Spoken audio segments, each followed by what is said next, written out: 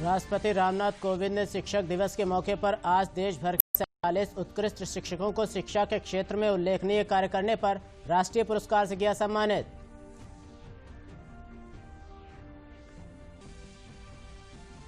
शिक्षकों में उत्तर प्रदेश के मैनपुरी से मोहम्मद इशरत अली, स्नेहिल पांडे और मुजफ्फरनगर से विकास कुमार को शिक्षा के क्षेत्र में कार्य करने के लिए मिला राष्ट्रीय पुरस्कार।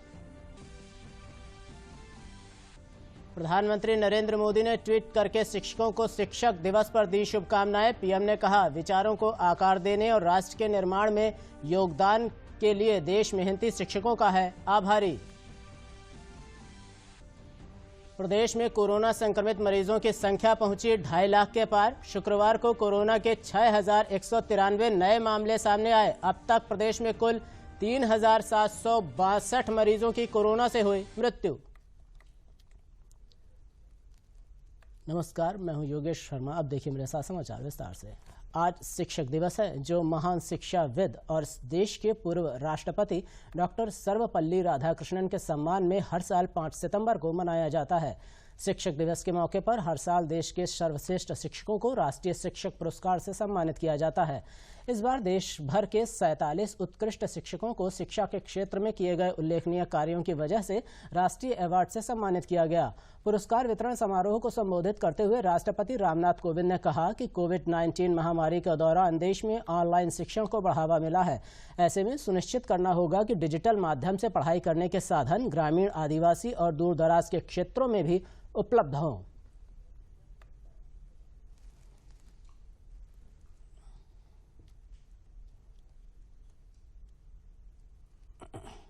शिक्षण को बढ़ावा देने के लिए शिक्षकों को अभिभावकों के साथ भागीदारी करनी होगी, ताकि वे बच्चों के साथ इस प्रक्रिया में सहयोगी बने और उन्हें रुचि के साथ सीखने के लिए प्रेरित भी करें।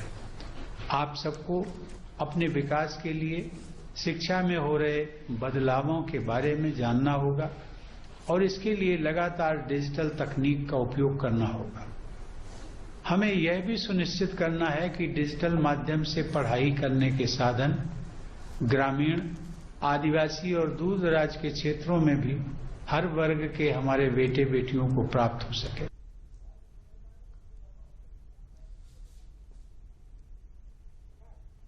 समारोह को संबोधित करते हुए केंद्रीय शिक्षा मंत्री रमेश पोखरियाल निशंक ने कहा कि गुरु शिष्य परंपरा हमारी पहचान नहीं है। बड़े से बड़े पद पर सुशोभित व्यक्ति भी हमारे गुरु के चरण वंदना करता है। उन्होंने कहा कि सफल शिक्षक के पीछे भी एक गुरु खड़ा होता है। के लिए हर संभव कदम उठाए जाने की आवश्यकता है। इस नीति के अनुसार हर स्तर पर शिक्षण के पेशे में सबसे होनहार लोगों का चयन करने के प्रयास करने होंगे। साथ ही शिक्षकों की स्वायत्तता व उनके सम्मानपूर्वक स्थान को सुनिश्चित करने के प्रयास जारी रखने होंगे। आज शिक्षक दिवस है, जो महान शिक्षाविद और देश के पूर्व राष्ट्रपति डॉक्टर सर्वपल्ली राधाकृष्णन के सम्मान में हर साल 5 सितंबर को मनाया जाता है। शिक्षक दिवस के मौके पर देश के सर्वश्रेष्ठ शिक्षकों को राष्ट्रीय शिक्षक पुरस्कार से सम्मानित किया जाता है। प्राथमिक और माध्यमिक स्कूलों के उत्कृष्ट शिक्षकों को सम्मानित करने के मकसद से राष्ट्रीय शिक्षक पुरस्कारों की शुरुआत 1958 में हुई थी। शुरू में अलग अलग दिवसों पर ये पुरस्कार दिए जाते थे, पर 60 के दशक के मध्य से पूर्व राष्ट्रपति डॉक्टर सर्वपल्ली राधाकृष्णन के जन्म दिवस 5 सितंबर को ये पुरस्कार दिए जाने लगे। राष्ट्रीय शिक्षक पुरस्कारों की शुरुआत के बाद से धीरे धीरे इन पुरस्कारों की संख्या बढ़कर 378 तक पहुंच गई। इन पुरस्कारों की चयन प्रक्रिया में पारदर्शिता की कमी की वजह से चयन प्रक्रिया में बदलाव की जरूरत महसूस हुई। 2018 में राष्ट्रीय शिक्षक पुरस्कारों की चयन प्रक्रिया में बदलाव किया गया और समूची प्रक्रिया को ऑनलाइन और अधिक पारदर्शी कर दिया गया। नई प्रक्रिया के तहत कोई भी नियमित शिक्षक पुरस्कार के लिए खुद ऑनलाइन नामांकन कर सकता है और राष्ट्रीय स्तर पर स्वतंत्र जूरी राज्यों द्वारा शॉर्टलिस्ट किए गए अभ्यर्थियों में से सर्वश्रेष्ठ शिक्षकों का चयन इन पुरस्कारों के लिए करती है। राष्ट्रीय पुरस्कारों से सम्मानित किए जाने वाले शिक्षकों की संख्या भी कम कर 45 कर दी गई है। इसके अलावा जूरी विशेष श्रेणी के तहत 2 दिव्यांग शिक्षकों का चयन पुरस्कार के लिए कर सकती है। शिक्षक पुरस्कारों की चयन प्रक्रिया में बदलाव का मकसद अधिक योग्य, प्रतिभाशाली और नवाचार करने वाले शिक्षकों को पुरस्कृत करना है। इस साल राष्ट्रीय शिक्षक पुरस्कारों के लिए शॉर्टलिस्ट किए गए 153 अभ्यर्थी राष्ट्रीय स्तर की जूरी के समक्ष वीडियो कॉन्फ्रेंसिंग के जरिए उपस्थित हुए और प्रेजेंटेशन दिया। जूरी ने इनमें से 47 सर्वश्रेष्ठ शिक्षकों का चयन राष्ट्रीय शिक्षक पुरस्कार के लिए किया। इन सम्मानित शिक्षकों ने शिक्षण कार्यों के प्रति अपनी प्रतिबद्धता के जरिए स्कूली शिक्षा की गुणवत्ता में तो सुधार किया ही है, साथ ही स्कूलों में नामांकन बढ़ाकर, ड्रॉप आउट दर में कमी लाकर, रोचक और प्रायोगिक शिक्षण के तरीकों को अपनाकर, स्कूलों में गैर शैक्षणिक गतिविधियों को आयोजित कर, छात्रों के बीच सामाजिक जागरूकता को बढ़ाकर, सामुदायिक भागीदारी को प्रोत्साहन कर, शिक्षण में सूचना और संचार तकनीक का प्रभावी तरीके से उपयोग कर, राष्ट्र निर्माण, राष्ट्रीय एकता और अखंडता को बढ़ावा देकर अपने छात्रों के जीवन और समाज को और अधिक समृद्ध किया है। राष्ट्रपति रामनाथ कोविंद ने उत्तर प्रदेश के 3 शिक्षकों, उन्नाव से स्नेहिल पांडे, मैनपुरी से मोहम्मद इशरत अली और मुजफ्फरनगर से विकास कुमार को शिक्षा के क्षेत्र में शानदार कार्य करने के लिए राष्ट्रीय शिक्षा पुरस्कार से सम्मानित किया गया। प्रदेश के इन 3 उत्कृष्ट शिक्षकों ने राष्ट्रीय पुरस्कार मिलने पर राष्ट्रपति रामनाथ कोविंद और प्रधानमंत्री नरेंद्र मोदी का आभार व्यक्त किया है। प्रधानमंत्री नरेंद्र मोदी ने ट्वीट करके शिक्षक दिवस पर सभी शिक्षकों को शुभकामनाएं दी हैं। उन्होंने ट्वीट कर कहा कि विचारों को आकार देने और हमारे राष्ट्र के निर्माण में योगदान के लिए हम मेहनती शिक्षकों के आभारी हैं। शिक्षक दिवस पर हम अपने शिक्षकों को उनके उल्लेखनीय प्रयासों के लिए आभार व्यक्त करते हैं। डॉक्टर एस राधाकृष्णन को उनकी जयंती पर श्रद्धांजलि। प्रधानमंत्री ने शिक्षक दिवस के अवसर पर अपने मन की बात कार्यक्रम का एक वीडियो भी साझा किया। 5 सितंबर को हम शिक्षक दिवस मनाएंगे। हम सब जब अपने जीवन की सफलताओं को, अपनी जीवन यात्रा को देखते हैं तो हमें अपने किसी न किसी शिक्षक की याद अवश्य आती है। तेजी से बदलते हुए समय और कोरोना के संकट काल में हमारे शिक्षकों के सामने भी समय के साथ बदलाव की एक चुनौती रख दी है। मुझे खुशी है कि हमारे शिक्षकों ने इस चुनौती को न केवल स्वीकार किया बल्कि उसे अवसर में बदल भी दिया है। पढ़ाई में तकनीक का ज्यादा से ज्यादा उपयोग कैसे हो, नए तरीकों को कैसे अपनाएं, छात्रों को मदद कैसे करें, ये हमारे शिक्षकों ने सहजता से अपनाया है और अपने स्टूडेंट्स को भी सिखाया है। आज देश में हर जगह कुछ न कुछ इनोवेशन हो रहे हैं।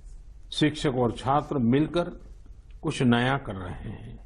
मुझे भरोसा है जिस तरह देश में राष्ट्रीय शिक्षा नीति के जरिए एक बड़ा बदलाव होने जा रहा है, हमारे शिक्षक इसका भी लाभ छात्रों तक पहुंचाने में अहम भूमिका निभाएंगे।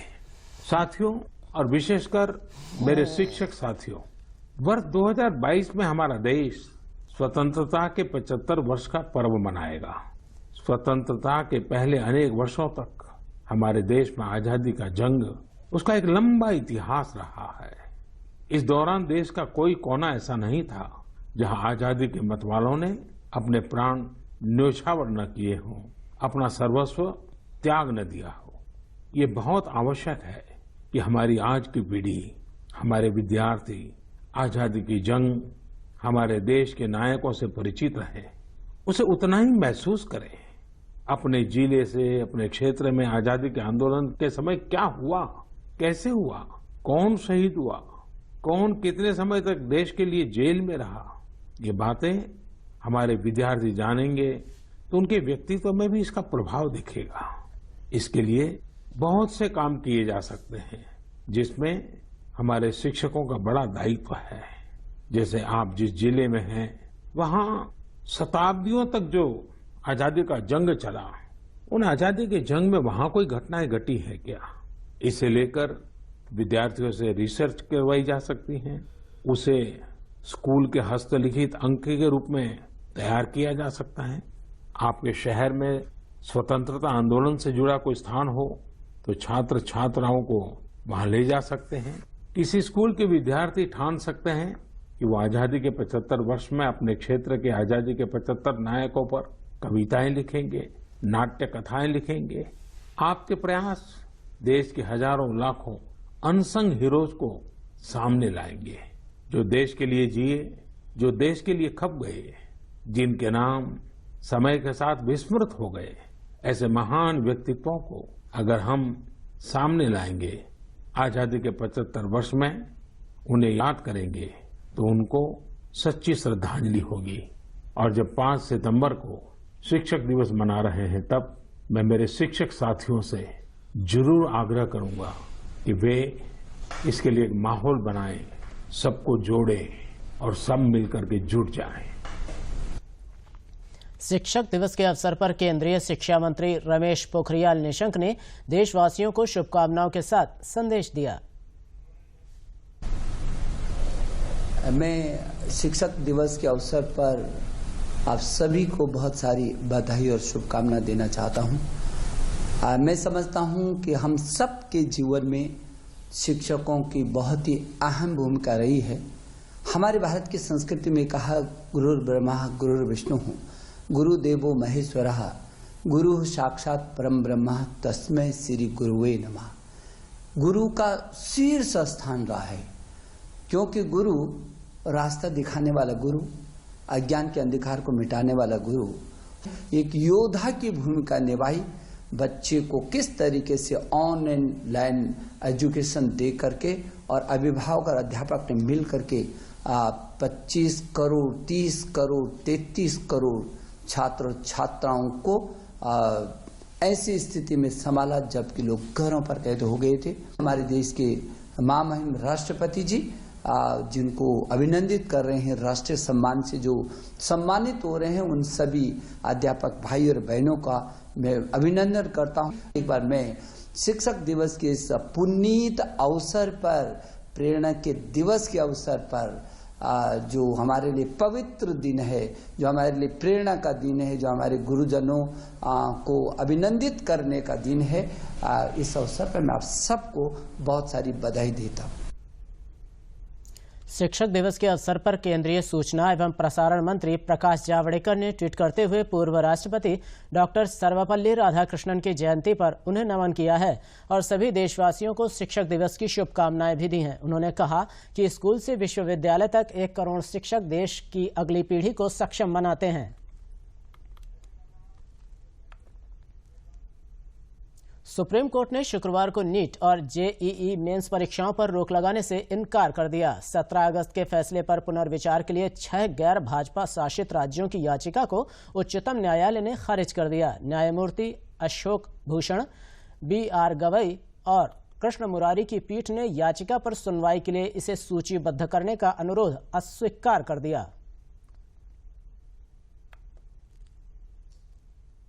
मुख्यमंत्री योगी आदित्यनाथ गोरखपुर के 3 दिवसीय दौरे पर पहुंचने के बाद गोरखनाथ मंदिर पहुंचे, जहां उन्होंने महंत ब्रह्मलीन दिग्विजयनाथ की 51वीं पुण्यतिथि पर पूजा पाठ कर उन्हें भावभीनी श्रद्धांजलि दी। बाद में उन्होंने गोरखनाथ मंदिर के सभागार में 1 सप्ताह से चल रहे श्री राम कथा के समापन के अवसर पर भाग लिया।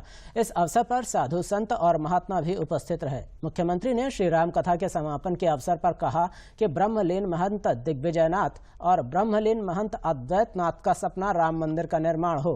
प्रधानमंत्री द्वारा अयोध्या में राम मंदिर के निर्माण हेतु पूजन और शिलान्यास किए जाने से सत्यों का सपना साकार हुआ है और राम मंदिर निर्माण का सपना पूरा हुआ है।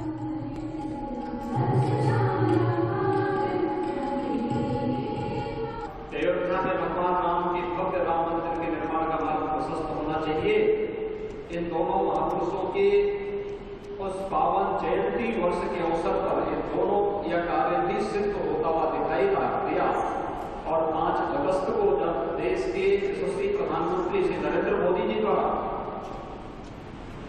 592 वर्ष के बाद अयोध्या में राम जन्मभूमि मंदिर निर्माण कार्य का शुभारंभ किया गया, तो स्वाभाविक रूप से पूज्य संतों की आत्मा को भी असीम शांति की अनुभूति भी होगी। समाजवादी पार्टी के पूर्व नेता अमर सिंह के निधन से रिक्त राज्यसभा की सीट पर हुए उपचुनाव में भाजपा के नेता जफर इस्लाम निर्विरोध निर्वाचित घोषित कर दिए गए। श्री इस्लाम का कार्यकाल 4 जुलाई 2022 तक रहेगा। उपचुनाव के लिए शुक्रवार को नामांकन वापसी की आखिरी तारीख थी। प्रदेश में कोरोना संक्रमित मरीजों की संख्या 2.5 लाख का आंकड़ा पार कर गया है। प्रदेश में शुक्रवार को कोरोना के 6,193 नए मामले सामने आए। अब प्रदेश में कुल मरीजों की संख्या 2,53,175 हो गई है। इसी के साथ देश में सर्वाधिक कोरोना मरीजों वाले राज्यों की सूची में उत्तर प्रदेश 5वें स्थान पर पहुंच गया है। वहीं शुक्रवार को प्रदेश में 5,006 मरीज ठीक होकर डिस्चार्ज कर दिए गए। अब तक ठीक हुए मरीजों की कुल संख्या 1,90,818 हो गई है। पिछले 24 घंटों की रिपोर्ट के मुताबिक प्रदेश के 72 मरीजों में कोरोना से मृत्यु हुई, जिसमें सबसे ज्यादा 10 राजधानी लखनऊ और कानपुर नगर में 10 मरीजों की कोरोना से मृत्यु हो गई। अब तक प्रदेश में कुल 3,762 मरीजों की मौत कोरोना से हो चुकी है। मेरठ में कोरोना महामारी जैसे संकट में केंद्र सरकार द्वारा जरूरतमंद लोगों को प्रधानमंत्री गरीब कल्याण योजना के अंतर्गत मुफ्त राशन मिलने से जहां राहत मिली, वहीं जिले में सस्ते गल्ले की दुकान पर राशन कार्ड धारकों को प्रति यूनिट 3 किलो गेहूं और 2 किलो चावल और एक राशन कार्ड पर 1 किलो चना मुफ्त दिया जा रहा है। केंद्र सरकार द्वारा मुफ्त राशन मिलने पर लाभार्थियों ने कहा है कि उन्हें दोनों टाइम भरपेट भोजन मिला। जिला आपूर्ति अधिकारी नीरज सिंह ने बताया कि मेरठ जिले में 4,80,000 राशन से अधिक राशन कार्ड धारक हैं। सभी को मुफ्त गेहूं, चावल और चना दिया जा रहा है। सभी राशन की दुकानों पर सामाजिक दूरी से राशन वितरण किया जा रहा है और राशन लेने से पहले सभी के हाथ सैनिटाइज भी कराए जा रहे हैं, जिससे कोरोना संक्रमण न फैले। आज मुझे एजेंसी से फ्री में गेहूं, चना, चावल मिला है। ऐसी महामारी में मुझे मेरे परिवार के लिए फ्री में गेहूं, चना, चावल दिया गया है। उसके लिए मैं सरकार जी का, मोदी जी का धन्यवाद करना चाहती हूँ। गेहूं और चावल और चना फ्री में मिला है। मैं मोदी जी का शुक्रिया अदा करती हूँ। पर सदस्य के हिसाब से 9 किलो गेहूं और चावल ये सब मिला है और निःशुल्क मिला है। तो भारत सरकार की तरफ से जो ये कुछ मिल रहा है इस कोरोना काल के उससे हम संतुष्ट हैं और भारत सरकार का शुक्रिया अदा करना चाहते हैं। प्रधानमंत्री जी ने जो इस समय लोगों को ये उपलब्ध करवाया है जिससे कि लोग परेशान थे, इस वजह से उन्होंने बहुत अच्छी सुविधा करवाई और इसमें राशन फ्री दिलवाया जा रहा है, चावल, गेहूं और साथ ही चने दिलवाए जा रहे हैं, जिससे कि लोगों को इतनी दिक्कत ना हो कि राशन उनके घर में कमी पड़े। और उन्होंने बहुत ही अच्छी काम करवाया है, इसलिए मैं उनका धन्यवाद करना चाहता हूँ। प्रधानमंत्री जी का बड़ा शुक्रिया अदा करता हूँ कि उन्होंने ऐसी स्थिति में भी उन्होंने हमें इस राशन को उपलब्ध कराया, जिसका हम बहुत अधिक से अधिक शुक्रिया अदा करते हैं। मुझे राशन फ्री मिला है। 9 किलो गेहूं, 6 किलो चावल, 1 किलो चना। मुझे लॉकडाउन में राशन फ्री मिला है। मेरे घर में खाने की कोई दिक्कत नहीं। मैं प्रधानमंत्री को बहुत बहुत धन्यवाद करना चाहता हूँ। जनपद मेरठ में इस समय 4,80,000 से अधिक लाभार्थी हैं। जो राशन कार्ड हैं उसमें 9,229 अंत्योदय के हैं। बाहर से जो माइग्रेंट लेबर आई है उनको आत्मनिर्भर भारत योजना के तहत यहाँ लाभ दिया जा रहा है। और इस समय जो वितरण चल रहा है उसमें जो हमारे जो रेगुलर कार्ड धारक हैं उनको गेहूं और चावल मिल रहा है, जिसमें 3 किलो गेहूं, 2 किलो चावल प्रति यूनिट के हिसाब से है और एक कार्ड पर 1 किलो चने की दाल है। ये सारी चीज़ें प्रधानमंत्री गरीब कल्याण योजना के तहत निःशुल्क है सारी चीज़ें। आजमगढ़ में प्रधानमंत्री किसान सम्मान निधि से मिल रही किसानों को आर्थिक सहायता से खेती का रफ्तार लगातार बढ़ता जा रहा है। इस बार मिले किसान सम्मान निधि से गत वर्ष की तुलना में जिले में खरीफ की फसल विशेष रूप से धान की खेती में 3,500 हेक्टेयर की वृद्धि दर्ज की गई है। वहीं दलहनी व तिलहनी की फसलों में 3 से 4 गुनी वृद्धि हुई है। धान की फसलों से कुछ किसानों ने बताया कि हम लोगों को सरकार की तरफ से मिली सम्मान निधि योजना से खेती में बहुत ही सहायक सिद्ध हुई है। आजमगढ़ जिले के कृषि विज्ञान केंद्र कोटवा के वरिष्ठ वैज्ञानिक डॉक्टर R.P. सिंह ने बताया कि इस वैश्विक महामारी में सरकार के आर्थिक सहयोग एवं मदद से आजमगढ़ जिले में खरीफ की फसलों में धान की खेती का 3,500 हेक्टेयर आच्छादन बढ़ा है। किसान सम्मान निधि योजना का मैंने लाभ उठाया, जो कि काफी ही लाभदायक है सीमांत किसानों के लिए। मैं समय समय से खाद और उर्वरक अपने धान को प्रदान कर पा रहा हूं और मैंने खरपतवार प्रबंधन भी किया। किसान सम्मान निधि से जो 2,000 रुपया मिलता है उसका हम खाद और बीज में यूज करते हैं, जिससे हमको काफ़ी सहायता मिलती है और पीएम जी का हम लोग आभारी हैं, जिसकी वजह से हम लोगों को इतना लाभ दिए। जो मोदी जी ने किसान योजना निधि 2000 रुपये चलाई है, उससे मुझे बहुत राहत है। मैं समय समय पर खाद बीज दवाइयों का इस्तेमाल कर लेता हूँ, मुझे किसी से उधार नहीं लेना पड़ता है, मुझको बहुत राहत। लॉकडाउन के कारण अपने अपने घरों पर वापस आए और इसी समय में जो है उनको जो प्रधानमंत्री किसान निधि है वो उनको प्राप्त हुई और उन्होंने जो है धान की खेती का या जो खरीफ में हमारा जो फसलों का आच्छादन है उसको बढ़ा लिया। इसमें जो है अगर हम अपने जनपद आजमगढ़ की बात करें तो करीब 3-3.5 हजार हेक्टेयर क्षेत्रफल में जो है धान की खेती का आच्छादन बढ़ा है पिछले वर्ष की तुलना में, और इसी तरह तिलहन और दलहन में भी लगभग 2 गुने और 3 गुने और 4 गुने में उनके आच्छादन के क्षेत्रफल में जो है उनके वृद्धि हुई है। गोंडा में प्रधानमंत्री किसान सम्मान निधि योजना किसानों के बीच लोकप्रिय हो रही है। गोंडा जिले में 4,48,884 किसानों को पीएम किसान सम्मान निधि योजना मिल रही है। इस योजना के तहत किसानों को 4,1339 लाख करोड़ की धनराशि उपलब्ध कराई गई है। कोरोना संकट के बीच इस योजना ने किसानों को बहुत राहत दी है। योजना के अंतर्गत सरकार किसानों के बैंक खातों में हर साल 6,000 रुपये जमा किए जाते हैं।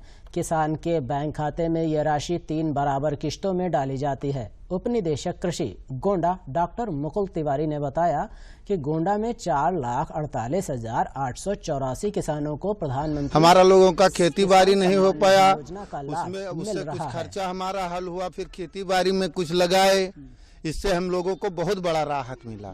जो प्रधानमंत्री जी की तरफ से किसान सम्मान निधि योजना के तहत पैसा मिलता है, इस समय लॉकडाउन होने की वजह से हम लोग बहुत परेशान थे और उनके पैसे से कुछ खेती का भी कार्य हो रहा है और मेरा कुछ निजी कार्य भी हो रहा है और मैं प्रधानमंत्री जी से बहुत संतुष्ट हूँ और बहुत खुशी हूँ। 6,000 कृषि निधि जो मिला थे सरकार दी से, मोदी जी से हमसे बहुत खुश हैं। नून तेल हमारे लोगों ने कपड़ा लगता, दर दवाई बाल बच्चे कर चल रहा है, इससे सरकार से हम लोग बहुत खुश हैं। सम्मान निधि जो प्रधानमंत्री जी ने चलाई है किसान सम्मान निधि, वो हमको मिला है और मिल रहा है समय समय से। और इधर सबसे बड़ी दिक्कत है जो लॉकडाउन के चलते कारण मतलब जो है तमाम दिक्कतें आई थी, तो इससे मतलब खेती किसानी के लिए हमको फ़ायदा मिला है। इस लॉकडाउन में जो खर्चा थोड़ा बहुत खेत का था या घर का था वो भी खर्चा चल गया है और मैं मोदी जी को धन्यवाद देना चाहता हूँ। प्रधानमंत्री मोदी जी किसान सम्मान निधि पैसा देने से हम लोगों के घर का परिवार, दवा खर्चा, पानी, खेती का खाद पानी सारा उसी से चला है इस लॉकडाउन में, और कोई हमारा देखभाल करने वाले नहीं था। मोदी जी के पैसों से हम लोग अच्छे से थी, परिवार जीवन यापन, दवा पानी, खाद सब चीज़ हमने देखा है। लॉकडाउन में हम लोग खुश हैं, मोदी जी से बहुत प्रसन्न हैं। हाँ, प्रधानमंत्री को हम बहुत धन्यवाद देते हैं, बहुत अच्छा काम किए। हम लोगों का कुछ खर्चा चल गया, मिल गया थोड़ा बहुत। सरकार से, प्रधानमंत्री से हम लोग बहुत खुश हैं, कोनो प्रकार कोनो दिक्कत नहीं है और ये 1000 बार उनका प्रणाम पहुँचे। और ये जो रुपया योजना में यहाँ देहन 6,000 वाला साल में यहाँ, ऐसे तो हम लोगों का बहुत फायदा मिला।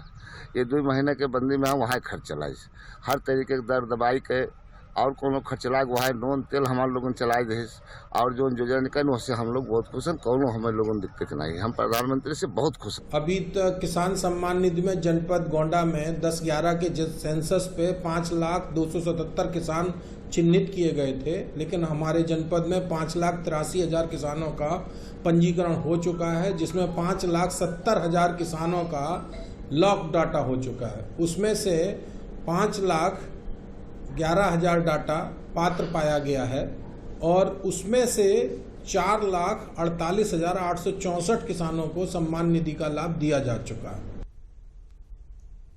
एक जनपद एक उत्पाद ODOP योजना के अंतर्गत बाराबंकी जिले में चयनित हैंडलूम वर्क्स के माध्यम से जिला उद्योग विभाग द्वारा महिलाओं को आत्मनिर्भर बनाया जा रहा है।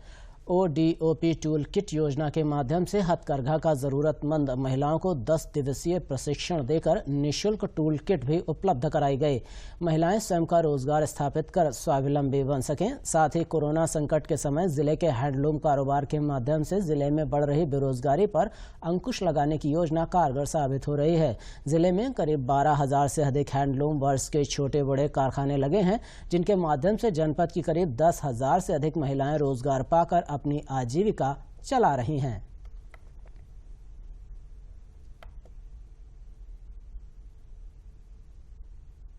ये जो ODOP का प्रोग्राम 10 दिन का था, हमने इसमें काम किया है करघा बिनने का और सीखा है 10 दिन का। और ये प्रोग्राम वहाँ बेटे में कराया गया है हम लोगों से, और सर हम लोगों को बहुत लाभ मिला है इससे। और आज टूल किट मिली है हम लोगों को, और ये सरकार द्वारा हम लोगों को प्राप्त हुआ है। और इसका सरकार की तरफ से हम बहुत धन्यवाद करते हैं सरकार का, और हमें इसका लाभ मिला है। देश विदेशों में हमारा काम जाएगा और हम अपने घर पे करघा लगाएंगे, उससे हमारा कारोबार बढ़ेगा।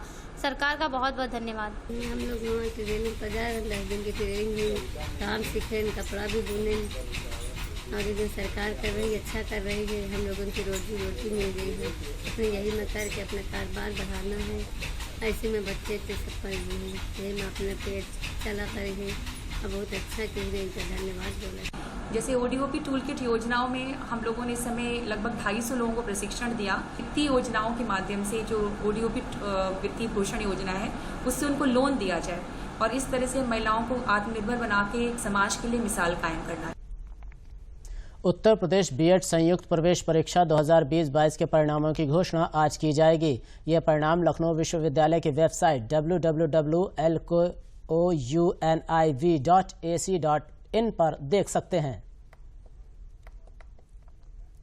कोविड-19 के कारण ठप हुआ लखनऊ में मेट्रो रेल का संचालन 7 सितंबर से शुरू हो जाएगा। मेट्रो रेल प्रशासन ने कोरोना से बचाव के लिए कोविड-19 प्रोटोकॉल का पालन किया जाएगा। प्रतिदिन पूरी ट्रेन का सैनिटाइजेशन भी किया जाएगा।